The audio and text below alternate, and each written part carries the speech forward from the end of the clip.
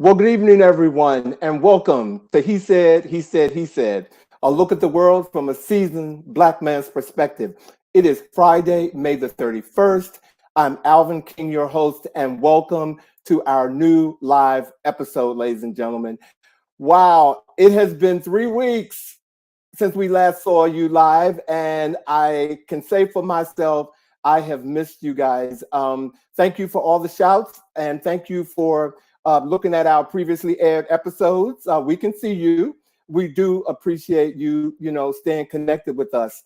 Happy unofficial start to summer. Last week was Memorial Day, and it was Black Pride here in DC. And from what I understand, it was a lot of Black Pride in DC, ladies and gentlemen. So the unofficial start to all the Pride festivities has begun. And speaking of starts, it is Gemini time. That's right. We're in our Gemini season. I know for sure because two of us do, me and I, we know that it's Gemini season. So we are here. And again, thank you all for joining us tonight. About our show, we have a special guest, author Humphrey is here with us tonight to talk about his sizzling new novel, The Pit of Shame, What's Done. Ladies and gentlemen, we are very excited about this conversation and to talk to Jaleel about his new book. Since we have been away, a lot has happened, and a lot has happened since we've been away. And I thought before I bring Bobby and Bosch on, I wanted to talk about some of the historic moments that have happened since we haven't aired our show live. And I want to acknowledge a few people in the process. So let me go to New York first. Yesterday in New York, we saw that no one is above the law. And as we witnessed a historic moment as a former President Donald Trump was found guilty of 34 counts of falsifying business records to influence the outcome of the 2016 presidential election. This is the first time that a former or sitting U.S. president has been convicted of criminal charges. And I mean, even Richard Nixon had sense enough to resign before they took him out at Watergate, but not this one. But in the whole spirit of acknowledging folks, I want to first acknowledge the 12 New York jurors who unanimously agreed that Trump falsified business records to conceal a $130,000 hush money payment to adult film star Stormy Daniels to influence that 2016 election. I also want to acknowledge Manhattan District Attorney Alvin L. Bragg, who became the first prosecutor to bring a criminal case against a U.S. president. Of course, we share the same name, but Alvin said, only one voice that matters is the voice. The only voice that matters is the voice of the jury. And after former President Donald Trump was found guilty of 34 counts of falsifying business records, it is a historical moment. All right. Well, since you're still traveling with me, let's go to Kentucky. I didn't know this, but Kentucky Governor Andy Beshear has officially made Juneteenth a state holiday and has enacted the Crown Act, according to Essence magazine. Beshear signed an executive order last week establishing Juneteenth as an official executive branch holiday. The governor also enacted the Crown Act, establishing protections against discrimination based on hair. And he said, I quote, I've decided I can no longer wait for others to do what's right. We must look at it straight on and not hide from our own history, even the parts that are painful.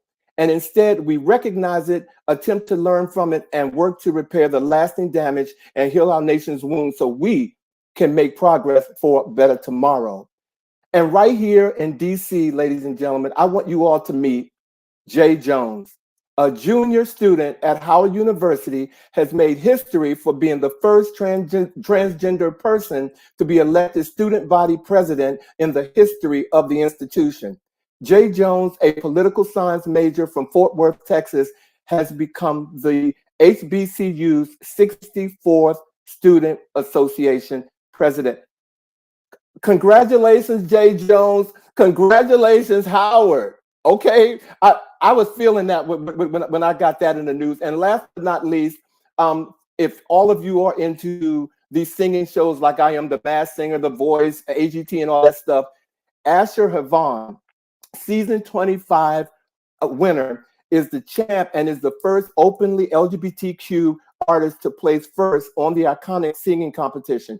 Mentored by country singer Reba McEntire, Havon won over the hearts of millions with his powerful voice. And I mean to tell you, for the first time, I was looking at the show thinking they're actually going to they've actually picked someone who can sing. Okay, let me just start there. And before I bring the guys in, ladies and gentlemen, and we greet all of you, we're going to do a poll tonight because we were not here for the Met Gala, and we know all of you love to hear us talking about our fashion and our sense of fashion. So tonight, here's a picture. We have selected one of our favorite fashion choices from the Met Gala. So tonight, at the end of the show, we want you all, after our interview with our special guest, and we'll bring the picture back up, I want you to write who you think picked each of those looks. Okay, you can put them in order: Bobby, Alvin, Vaj, Bobby, however you want to do it. But that's how we're going to do it tonight, ladies and gentlemen. Again, welcome to our show. And if you all are ready, let's get on with the chat.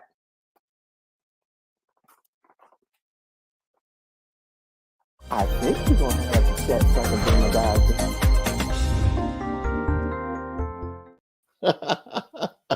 Hello, gentlemen. I was like, I think after all that, I'm like this. I need them to roll up in here. I just love that in the background. You just heard that. I think we're gonna have the chat. I think they're coming up in here. Yes, we are. Here we are.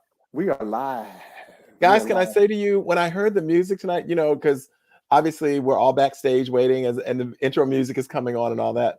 When I was hearing it, I was like, oh my God, I've really missed this Friday tradition that we have here. I'm hearing that music. You can get used to it very much so. How you doing, Vaj? I'm doing well. How are you guys doing? Pretty good. Pretty good.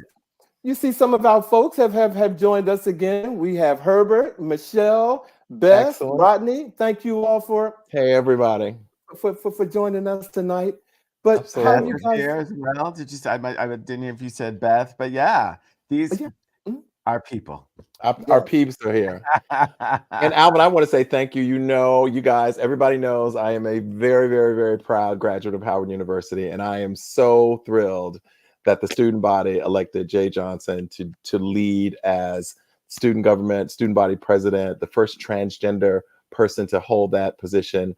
And while there have been some, I was mentioning to the guys before we went on the air, there have been a couple of folks who have had some less than complimentary thoughts and comments about it. I am proud of the student body for entrusting her with that responsibility. And we are here at He Said, we are wishing her the very best in this role of leadership. Absolutely. Wow. No, I agree with you. Again, when as I told you all backstage, preparing for the show and thinking about an opening and whatnot, when I saw that, it changed the whole outline for me because I was just so proud. And I mean, I didn't go to Howard, but I think when you spent enough time on campus, I should point out. Yeah. But you didn't get a degree. You went there. You enhanced the experience. Telling all my business. He told all my business. Yeah. He hung out there. And he did great fashion shows there. All my business. Thank you all. Thank you. No, I have missed you all too. Ladies and gentlemen, it's a lot goes into what y'all seeing right now, and we spend a lot of time together. And so I really had a what do you call it? When you forget it, I missed y'all. Okay, I did. Did you have withdrawal symptoms? I had something. But here we are. How you doing? I've never seen this name before. Is it Naima? Naima. So. If it's Naima, I love the name. If that's correct, also. Mm-hmm. And Naima Bowman. That's a little bit. Someone said that my camera was blurry. Oh, you can't. Thanks, Rodney. Thank you, Rodney. I don't know what to do. Let me take my glasses off because I didn't see it. I didn't see it. Thank you. That's our viewer feedback. What's been going on? All I can say is I am in the home stretch. I am on the countdown, the last couple of weeks of classes for our students, and Uncle Bobby loves them dearly. Mr. Edwards loves the students, all that, but I am ready. Goodbye. Have a good summer. Well, okay, all right. So look, I know y'all got something to chat about because there's been too much going on. So what's happening Oh here? my goodness. All right, look. I am not sure if you guys have been living under a rock or what you've been doing, but the whole Diddy situation has continued to evolve. And now we saw that he had denied doing anything when Cassie's lawsuit first came out. Over the last couple of weeks, a video came out that showed him chasing her down the hall, getting at her at the elevator bank, and then continuing to just abuse her. And most of the coverage of this showed line by line her complaint describing this exact event that he denied vehemently. After this surfaced, he had the audacity to come on and give us a little sad, it wasn't even an apology. I can't even call it an apology. An acknowledgement that this video had surfaced and trying to take responsibility for it and calling himself, being messed up and this, that, and whatnot. But everyone heard what he had said. Everyone watched what he had done. And everyone had heard the fact that he was denying ever doing it. So all of his credibility is shot. What has happened now is that there's been a grand jury opening now saying that they want to investigate his crimes and see what has gone on, which means that people can come forward and testify, including Cassie, in their investigation to see what is going on. So more shall be revealed, but this case is being opened up and we're going to really get a chance to hear what Diddy has done, as well as who else might be involved. Because Jaguar Wright has been going on and on for years about the fact that it's not just Diddy, it's all these other people whose names we will not name because we want to make sure that the truth can come out. And it's well, I'm sorry. I'm sorry. Go ahead, Bobby. Go ahead. No, go ahead. No, I'm sorry. I went out so I could, come back in and hopefully clear up my fuzzy screen. How are you? Naima is Jaleel's sister. Thank you for joining us tonight. Thank you. You're now our sister too. Amen. So thank you for joining. On that whole Diddy piece, and him, creating that video. I don't know, for some reason, as if he could make me sicker. That video made me sick after watching him beat her up the way he did. And it just had no weight or anything about it. That's all I have to say. I didn't believe it. And I think he didn't consult his publicist or anybody. He didn't talk to anybody before he did it. Because somebody told them to be quiet. They're like, don't say anything. Yeah. But he thinks that he's, I don't know what's going on in his mind, but I'm so sad and I'm not going to shed a tear because it's an inner cry. Go away. Yeah. I think it's tragic. It says a lot about how troubled he actually is. The kind of his character, this is a man of two daughters. He's got some sons, but he's also got daughters. And so I think it speaks a lot about him. But for me, one of the issue that I find myself still struggling with is the fact that, like R. Kelly, that situation, there were a lot of people who bore witness to this for a long time, who chose to either turn their head, keep their mouth shut. So this did not.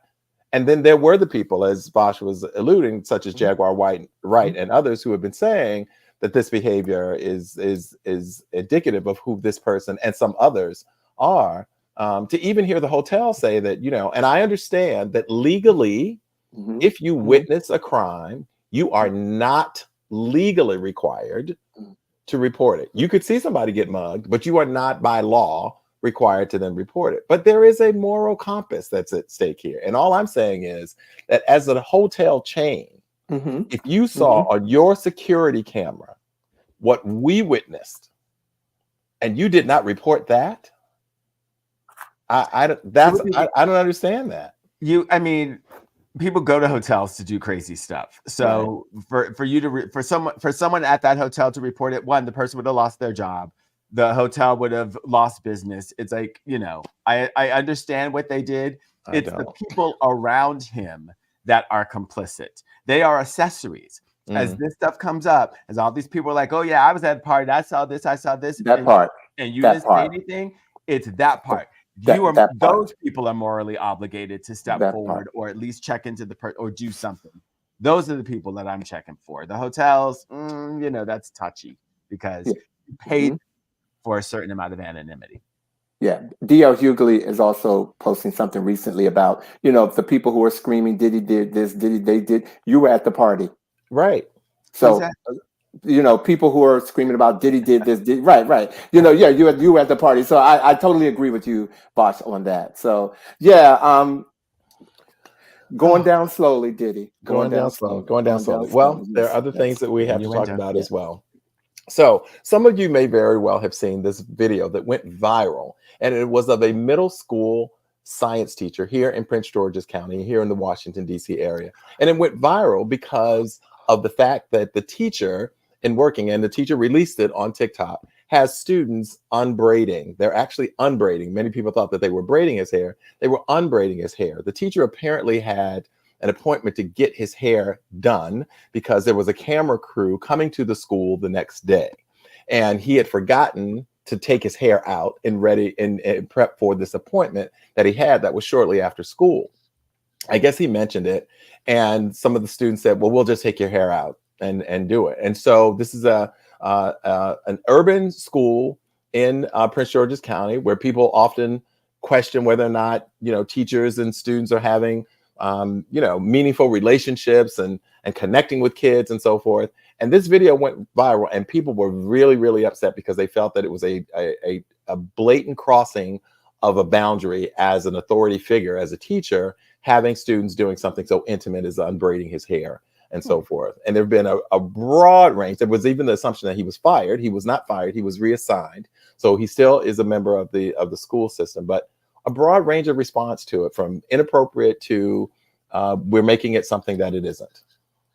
Well, there were also responses of other teachers who were doing similar things with students who did not have any disciplinary action. Yes. Right. And even the accusation that if he had been a female, would people have responded differently if these were young females, unbraiding female teachers' hair?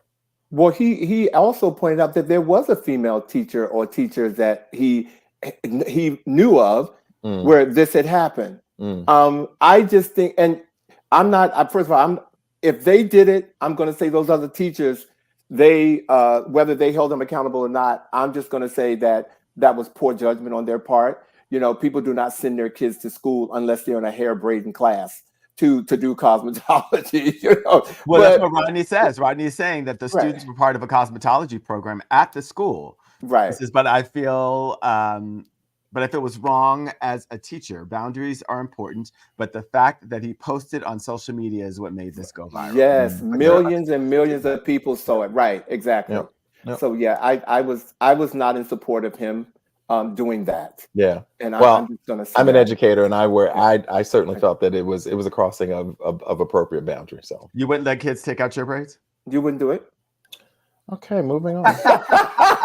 Well, first of all, I need to look. We have royalty here. Was it Phyllis Humphrey? Jaleel's mother's also here. Oh, so y'all be nice, okay? Hi, Miss Humphrey. There's nothing like coming to support your baby boy. We love it. And don't pay any attention to Bosh. He's jealous because my hair looks better than his. Yes, it does, Bobby. It looks luxurious and soft. Look, and before we end, I do have to share with you all another piece for the chat. On May the 17th, ladies and gentlemen, I think we all witnessed our first episode of Real Housewives of Congress. Okay, I think we did. And it was when I'm sorry, when Jasmine Crockett went against Marjorie Taylor Greene for calling her, actually insulting her during one of the conferences. Jasmine had asked Marjorie Taylor Greene, do you know what we're here for? And Marjorie Taylor Greene responded, I think your fake eyelashes are messing up what you're reading. And then Jasmine Crockett she, and I'm just going to use, okay, I'm going to go here, ladies and gentlemen. She read her so bad. She read her so bad. She has now termed the phrase beach blonde, bad built, butch body, ladies and gentlemen. And Jasmine Crockett, I know you all know the story, but Jasmine Crockett has now has patented that phrase or term or whatever, and she is selling merchandise, and she's like doesn't have a problem with it, because she said if Donald Trump can sell tennis shoes, Bibles, whatever, whatever, hats, she said she's going to capitalize on it. She's an attorney and she has a business degree, and she said she knows what she's doing, and so all of the funds that are being raised are going toward this t-shirt. But in this story, ladies and gentlemen, what I wanted to bring to you all is Alexandria Cortez. Okay. She, I think, let me just make sure. Alexandria Ocasio-Cortez, we call her AOC. Alexandria was the one who approached Marjorie Taylor Greene before Jasmine called her beach blonde, whatever body, or whatever she said. Bad built butch body. Bad built butch body. But AOC did something that I know most Black people and Black women in particular. When a Black or a woman of color says to you, baby girl, when the lips start to curl, it don't matter how you say it. You can say baby girl, baby girl, baby girl. If AOC could have gotten up out of that chair, I think Marjorie Taylor Greene might have been laying on the floor. I honestly, and she was protecting Jasmine Crockett. And I don't think she's getting enough credit for what she said and what she did during that moment. Now, I'm not saying we should have a t-shirt, baby girl. I'm not saying that. I'm just saying that AOC came to Jasmine's defense right up front. And I just thought it was a scene in time that we will all remember for a long time. And I do have friends who have those t-shirts now. I'm not buying one. That's hilarious. Not to mention all the songs. Songs. Every time I see one pop up, I'm like, let me listen to it because it might be my new jam for the summer. But I want to be really clear. Jasmine Crockett did not say those words to Marjorie Taylor Greene. She did not. Right. She asked a question for clarification. Exactly. Right. If one that those words could not be stricken. She was like, but we all know what she did. But she's smart. Come on, she's smart. She did not call her. She asked the question. If one were to call her a bleach blonde, bad built butch body, would that be okay? Would that be stricken? Would that be okay if I said that? Right, but Alvin, you also forgot the response. A what? Remember that man was like, a what? A what? He was like, what did you just say? A what? It was a lot of alliteration. I give her points for that too. Especially an author on the mess is what it was. Yeah. I've seen Jasmine Crockett has been doing the circuit a little bit. She's been on a couple of TV shows talking about it. And everybody, a few people have asked her about the Michelle Obama, thing. When they go when they go low, you go high. Yeah. And somebody said, girl, that was an old phrase. Okay, that we moved beyond that with this GOP. We're going to merchandise. Right. We're going to merchandise. Trademark, merchandise, and hit singles. That's what we're doing. I said to someone, if don't start none, won't be none were a situation, exhibit A. Well, and my favorite phrase is, I'm going to meet you where you are. Oh. That's what you do. And that's what she did. I'm going to meet you where you are, and all's teach well. You. All's well as ends well. And teach you. And speaking of ends well, thank you all for the chat tonight, ladies and gentlemen. Thank you all so much. And hello, Kendall. And can I point out that Naima, before we jump off of this, Naima said, she goes, I'm a teacher. No, she said, I'm a high school principal. She goes, I do not feel it crossed boundaries. He explained the act was done when students had downtime, and she believes that it helps teachers connect with their students. And there are some that certainly hold that. Okay. Yep. We hear that. We receive that. Receive it, Naima. I see. we are here as a resource, ladies and gentlemen, and everyone has a different opinion about things, and Absolutely. I think it's great. Oh, Michelle Bowie just said something also. Oh, She said what did Jamie Misha say? Raskins could not keep a straight face during jazz. That's what he said. And he was like, a what? You could see Jamie going like, it took a minute for people to register what she said. He knew what was going on. He knew how she said it had weight, and she was very smart about Absolutely. it. He knew exactly what she did.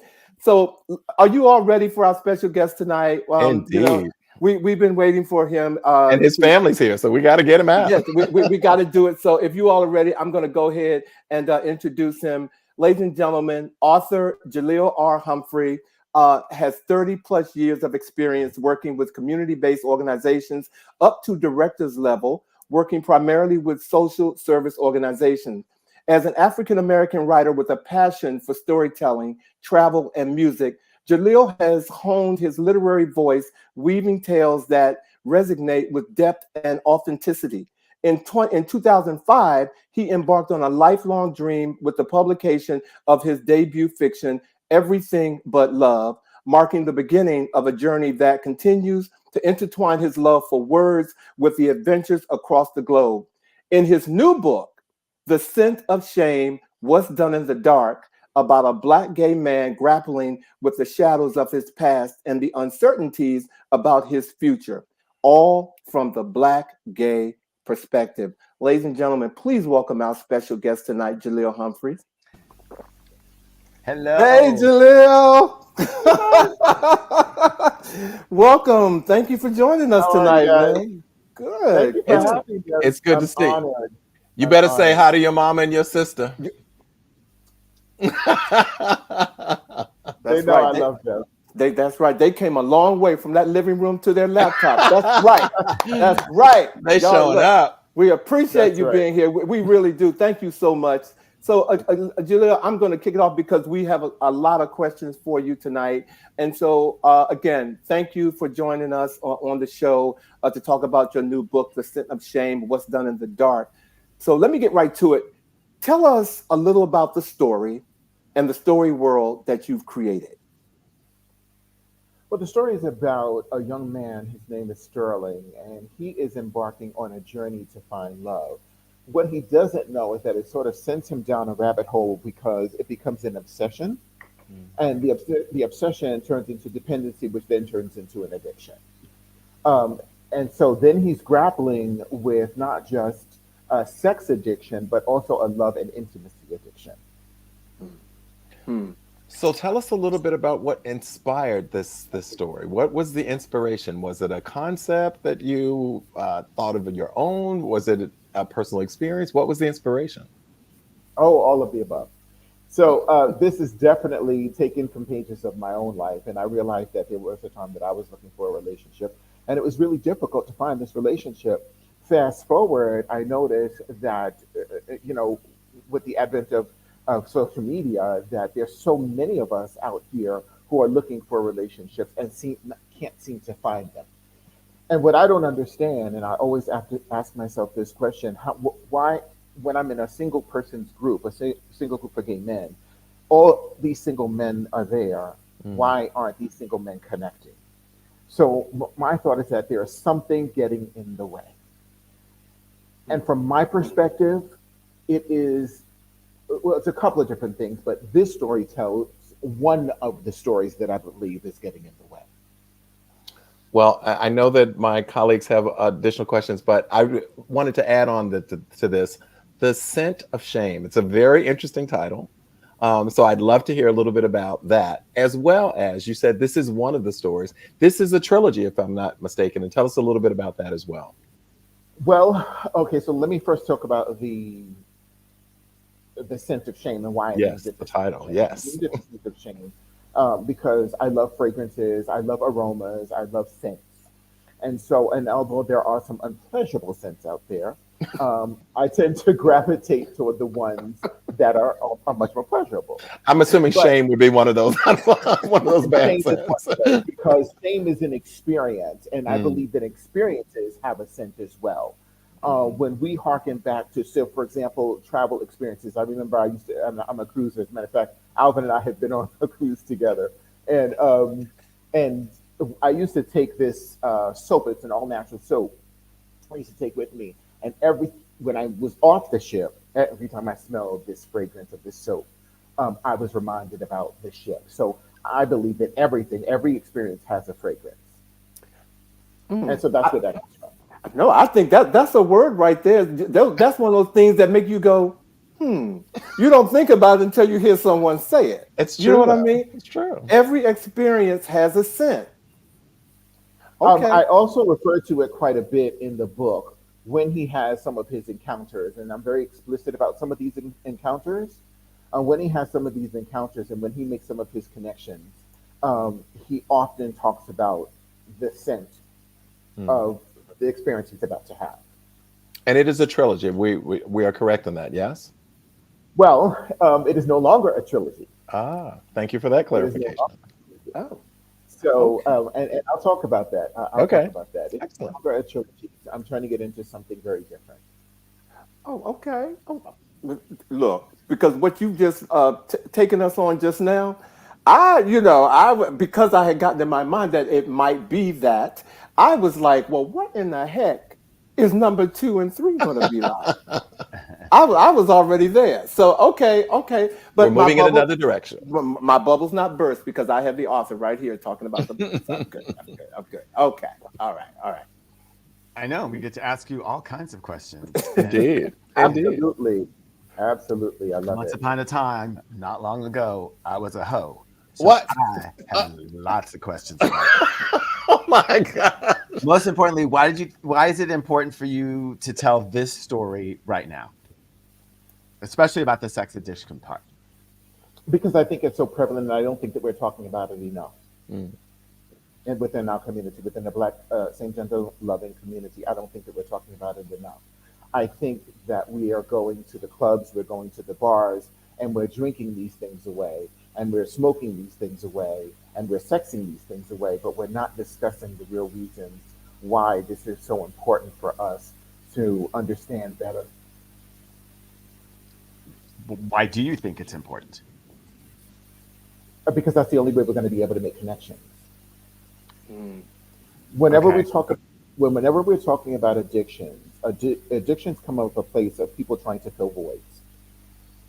And when people are trying to fill voids, they're certainly not being their most genuine self. Oftentimes in the community, what we're hearing is, just be you, or just be more authentic, and things like that.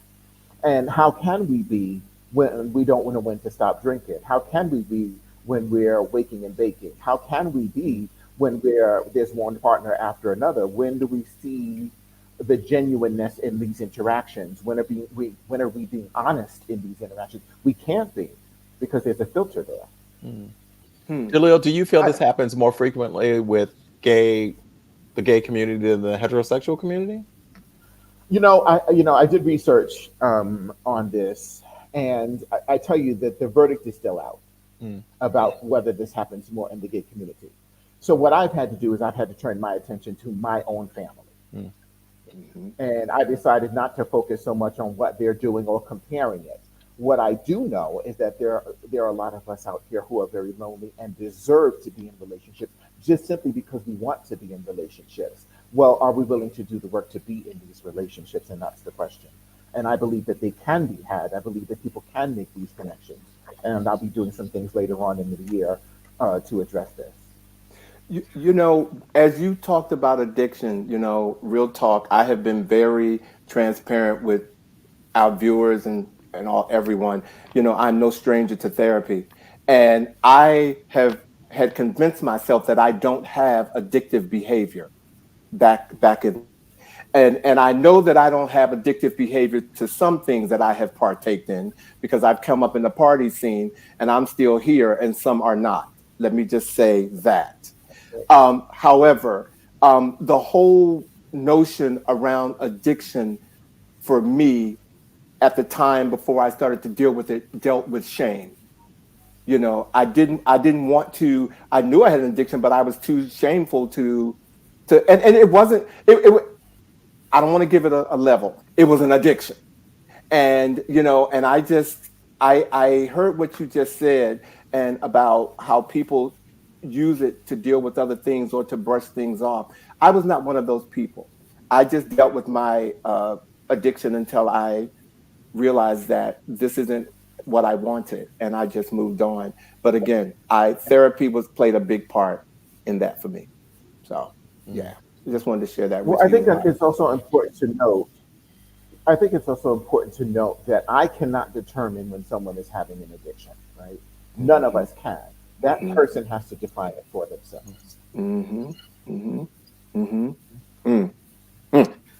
And, you know, talking about sex, especially within the gay community, well, I don't know if I want to narrow it down, but specifically within the gay community, we have certain things around sex and its sudden availability because of social media apps like Grindr and Scruff and Jacked and all these different sites that allow us to just order sex whenever we want. I mean, there was definitely a time in my life where if I wanted to have sex, I could be having sex within 45 minutes just by picking up my phone or logging on to Delos or AOL just because it was so readily available.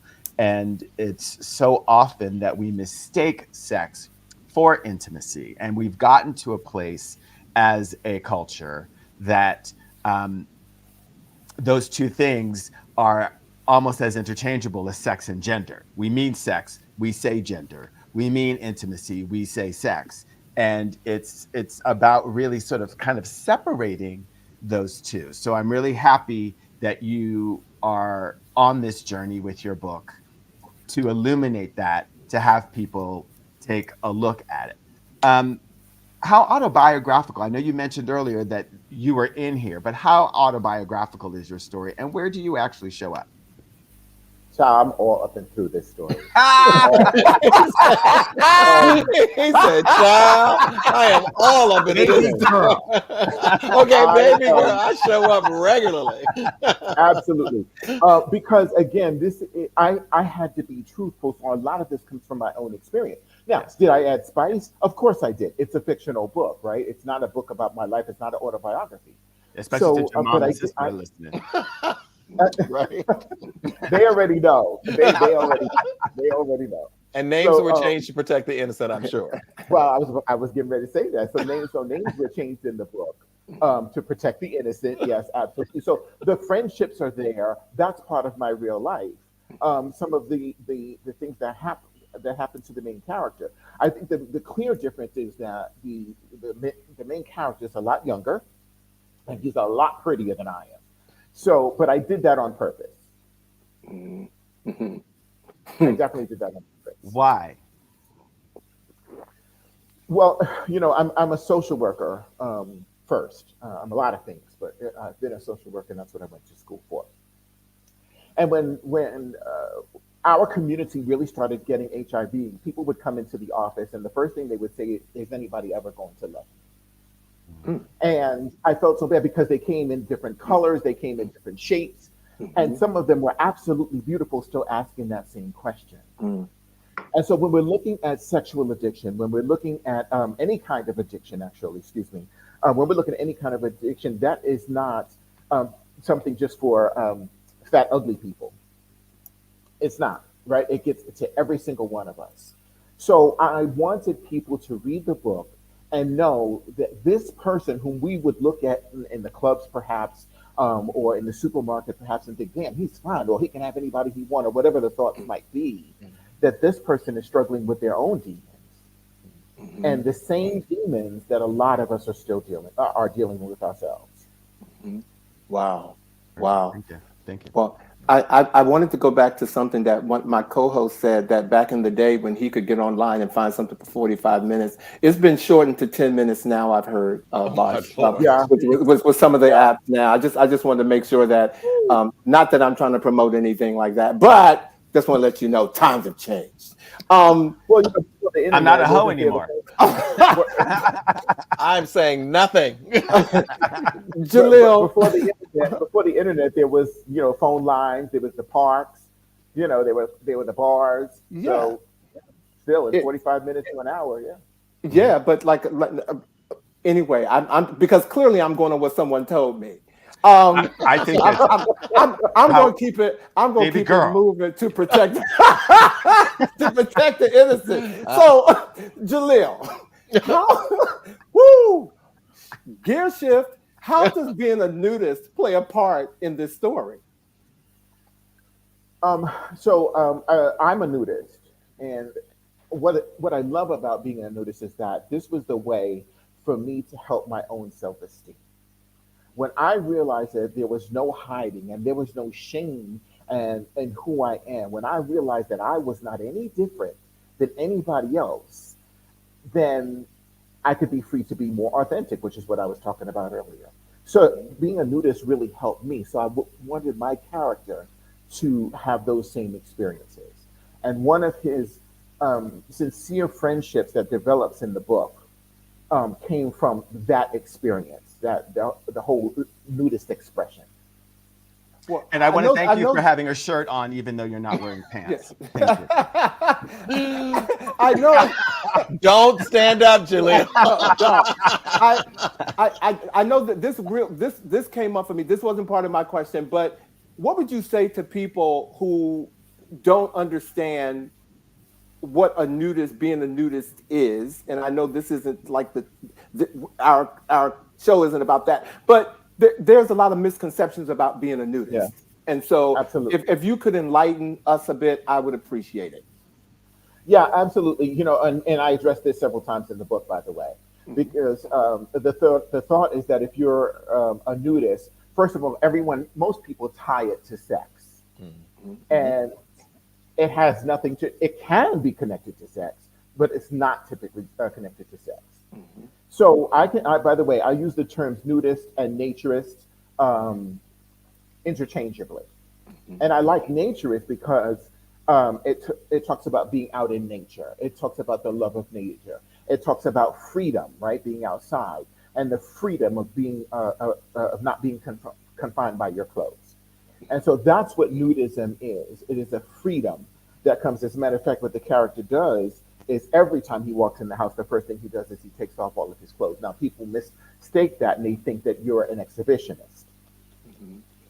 So I can't tell you how many times I've met guys in the past, and I'll tell them I'm a nudist, and they're like, "Well, if you want to walk around your place naked," and I'm like, "Oh, so you're going to be naked too?" And they're like, "No, well, I didn't. I never said I was an exhibitionist." So it's not a sexual thing for me, right? It's about freedom, and Yeah, that's but what I mean, because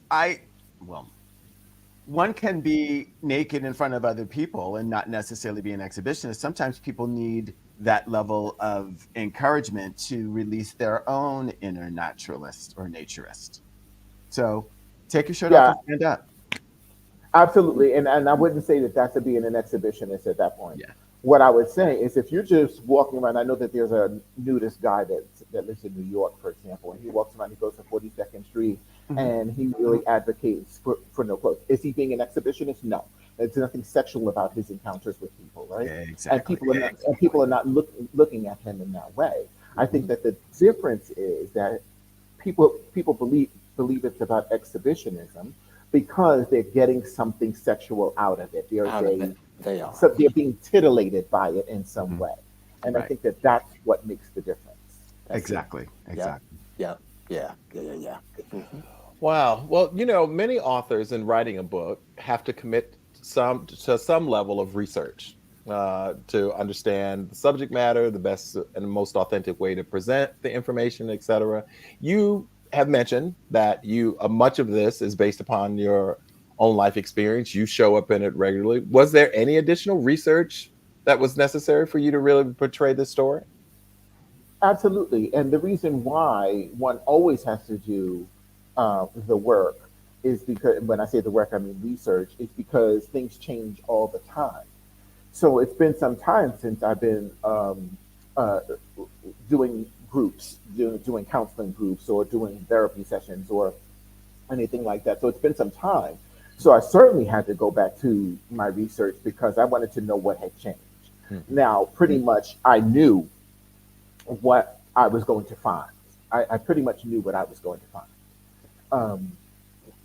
But I definitely wanted, like Alvin asked the question earlier. I think it was Alvin that asked the question earlier about the difference between the gay community and the straight community with regard to these abuses. Yeah.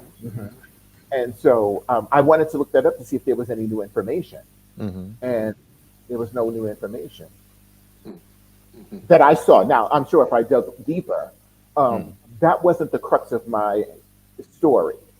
I wanted to tell a story from the perspective of this one character. Whether it's anybody else's truth that they want to be able to connect to it, that's fine. Some people won't be able to connect to it. Some people will be like, this poppycock. That's not true. What he's saying, I don't believe that. Okay. Okay. Thank you.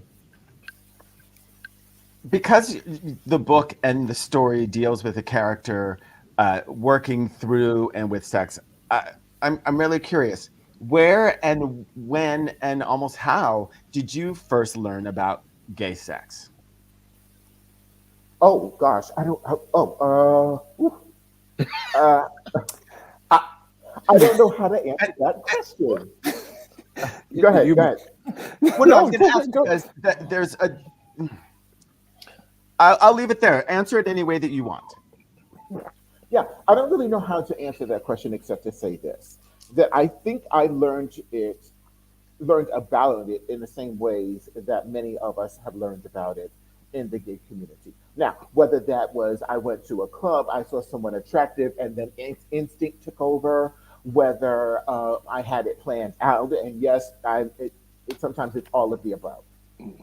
Sometimes it's been all of the above. I will say that as I've gotten older, I have been able to appreciate who I am as a sexual being. The wonderful thing about social media today, and as I discover who I am as a sexual being, now I've been able to connect with other brothers who are like me in and through Facebook. So there are groups specifically for brothers who are into this or brothers who are into that. So now I've been able to connect, and I don't feel like such a loner. Managing social media and not letting it manage you. That's how I look at that. So Jaleel, what part of the book are you excited about people reading? Is there a particular part of the book that you are excited about people reading? You know, as soon as you said that, the first image that I got, I posted the images on Facebook of all of the characters. And there's a character by the name of Jonathan. And I absolutely love Jonathan. I don't know where he came from. He was not a part of my own personal experience, my real life experience, but I loved writing about him, and I loved how he interacted, and I loved the place that he holds and his importance in this whole story. So yeah, it's the connection between Jonathan and the main character, Sterling. So when you all get the book, Jonathan and Sterling. Okay. You heard it. Jonathan and Sterling. You can hit us up on he said live at Gmail or Facebook and let us know what you think. Thank you, Jaleel. Yes, sir. Yes, sir. Jaleel, if I'm not mistaken, you once described yourself as a person who loves to write as opposed to being a writer. Help us understand that distinction. Yeah. I love watching reality cook shows in particular, but I love reality shows. Well, I watch a reality cook shows. These people come on the cook show because they say, I'm that good. You put my stuff up against anybody, and I'm that good. These people have quit their jobs, right? These people are not just doing this on the side. Some people have become a social media sensation. Some people do whatever. And I thought about it, and I said, if I'm going to define myself as a person who likes to write versus an author versus a writer, then am I diminishing my light? Because I love what I do, and I'm good at it. And so if I'm good at it, then put me on a show. Put me on a show for writers. I will quit my job. That's the difference for me. Would I quit my job? Would I want to make this a career? And the answer is yes and yes. And I'm in the process of doing that now.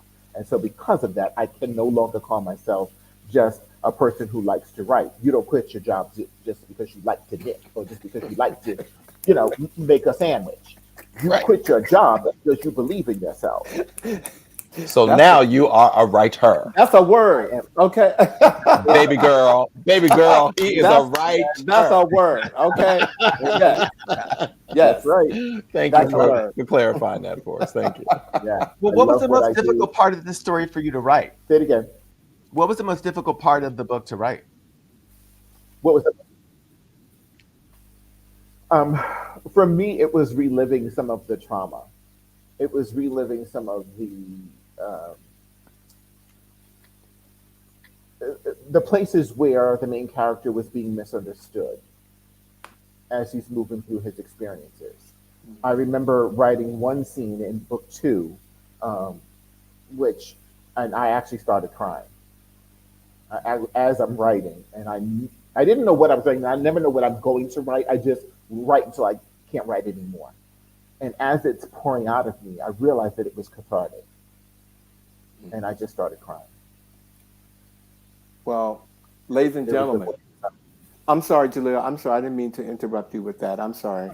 I'm sorry. Ladies and gentlemen, we have something special for you guys.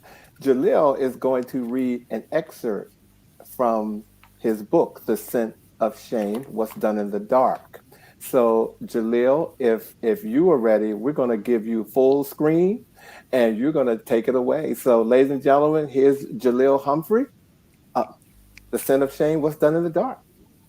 done in the dark. Here's one of the scenes in the book. One of my responsibilities at work was to facilitate a discussion group every Monday night from 6 p.m. until 6 p.m. until 8 p.m. One night, the subject of sexual addiction came up. 8 of the 14 attendees said that they needed sex 4 or more times per week, and therefore they considered themselves to be sex addicts. There was a lot of laughter and cheering with every declaration, but I knew that that was incorrect information. I couldn't rush in with a contrary argument because I was supposed to be objective as the facilitator. There was a gentleman there that night, however, who articulated that there was a difference between having a high sex drive and having a sexual addiction. He argued that an addiction had nothing to do with the act, but more about what drove the person to that act. We analyzed the reasons that people use substances like drugs and alcohol to the point of compulsion. It seemed that he was able to reshape some of the participants' thinking around sexual addiction, specifically when we began to discuss what an addict loses in order to continue the use or abuse. I remember him saying, if I have a rotten marriage and every night I come home from work, my husband and I have a fight, I might find myself going out to the gay bar and drinking every night. He continued, but that's not an addiction. Until I begin to choose drinking over paying my bills or working on my marriage, if I'm always broke and I can't buy myself anything, I'm probably an addict. I could have sworn that he was looking right at me when he said that part. And then he said, I should know because I am an addict. I was on my way to a sex addictions meeting tonight, but decided that I'd rather come here instead. I guess I didn't want to face the realities of my behavior. But then this discussion started, and I'm sitting here cringing that you guys think that using sex as a mechanism to cope is not psychologically and financially, spiritually, and physically harmful. I had my ass beat one night by a guy that I solicited and took back to my place. But some of you are wearing your desires for sex like a badge of honor because you're disguising it as I just like sex. I'm realizing that I should have gone to the FAA meeting like the little voice inside my head told me to. I was so busy trying to avoid dealing with this. I'm literally one day from homelessness because I can't pay my rent anymore because it was more important for me to go to 5th and K to pick up trade every single night.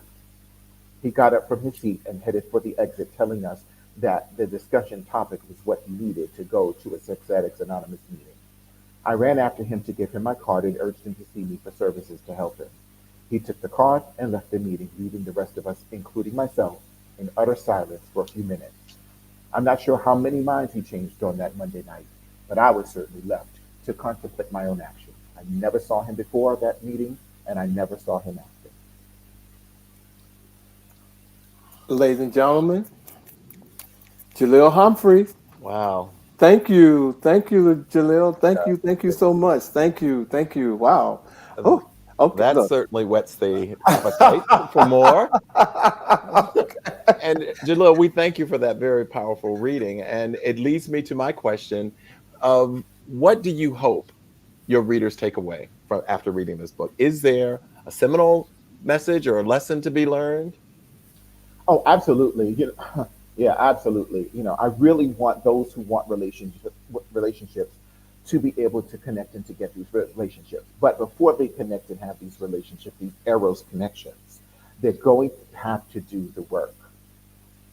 Faith without works is dead. We can want it all we want, but if we're not willing to do the work. So what I hope people get from this is that I'm sorry, I was just reading what was on the screen now. by your sister, Yeah, I by your point sister. out. She's like, well, what happened to the trilogy? So what I hope, and I'm an advocate of love. I love love. I love being in love. And I want that for my whole entire community for anybody who wants it. And so, but I think that the only way that that's going to happen is when we start to dig deep. And it's going to be a struggle. The reason it was a trilogy in the beginning was because I wanted people to see his journey. So book one was, wait, I have a problem? Book two was, holy cow, I have a problem. Book three is, I had a problem. And I hope that makes sense. I hope you heard the tone.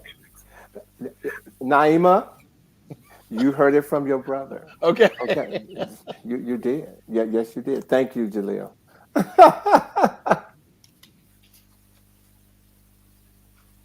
Vosh, you are muted. I did. I muted myself because I was like going, when you were doing your reading, I was like, ooh, child, really, that's a good point. I had to reel myself in. So what's next for you, Jaleel? I'm proud of you, though, that you did that. That you knew. I was in it. So what's next for you, Jaleel? Oh gosh, so many things. And I'm trying to get focused actually right now. So I decided not to make it a trilogy because I am in the process of turning it into a soap opera. And so I actually have three pieces in the works. The first is called Pride and Passion. It's the story of 9 gay Black men in the Baltimore, DC area. And I tell their stories individually and as a group. This is a soap opera, so that's coming up. And then there's The Sense of Shame, which is now being turned into a soap opera. And then there's another one called Foreskin. And so that will be stories about men's relationships with their penises. And I'll be telling different stories regarding that relationship and the importance of that relationship. So that's one thing I have coming up. Something else that I'm working on is starting my own. I've been making my own products for a long time. And so I am in the process of developing my own deodorant for the underarms and for the genitals for men. And it's all natural. And I just got the ingredients right. So I'm really excited about where that's going to go. So yeah, there's quite a bit I'm going to be working on. Can I ask a quick point of clarification? When you say turning it into a soap opera, does that mean we'd be able to see it on screen, or that we'd see it in a live production of some sort? And listen, if you have any connections, please call me. Okay, that's right. That's that answers that question. But that's whatever it. way it is supposed to be received, Got it. I am willing to have it be received. I have a concept in mind already, Yes. and I'm right now working on those websites to make sure that I bring those to the public. Well, Jaleel, first of all, we are reaching the end of the show. I want to say thank you for joining our platform, the platform here of He Said, He Said, He Said, and sharing your book, the Scent of Shame, What's Done in the Dark. Congratulations on the book, first of all, and again, thank you for sharing that with us. Ladies and gentlemen, I'm going to ask our producer to put that picture back up on from the Met Gala, and you all just real quick before we end the show, you can put in order who you think selected in the order 1, 2, 3. Who Left you to right. Yes. Left to right. Who do you think selected their picks? Whose picks do these belong to? Thank you very much. You can take that down right now. My producer friend, Mr. Norman. And to close the show, ladies and gentlemen, we got a bit of news that came in right before we came on.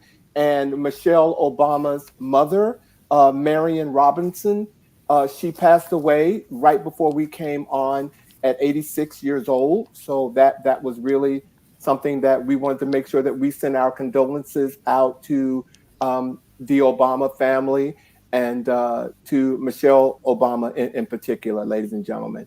Amen. Next week, we are talking about anti-aging, ladies and gentlemen. And you know, we are men of certain age. We are people of certain age, and we do care about our skin. And some of us will go to many lengths to make sure that we preserve it, take care of it, enhance it, recreate it in some cases. And so next week we have Sonia Lowry Young. She's the co-owner of Peel and Halls Aesthetics and Plastic Surgery. She's going to be here to talk to us about what's going on in the world of anti-aging skincare, ladies and gentlemen. Okay, you all don't want to miss that because there's more to life than Ozempic and Wegovy right now. Believe me. Okay, it really is. I mean, you know, I just want you all to know. So our words of the week this week, thank you to Bobby, is by Bill Ivy. Misery might love company, but so does joy. And joy throws much better parties. Okay, Hallelujah. Okay. So thank you all for joining us tonight. Bobby, Vosh, welcome back. Thank you. Thank you so much. Great to see you guys. And we look forward to seeing you next week on a new episode of He Said. He said. He said. Have a great weekend, everybody. Thank you. Thank you all for joining. And they're voting.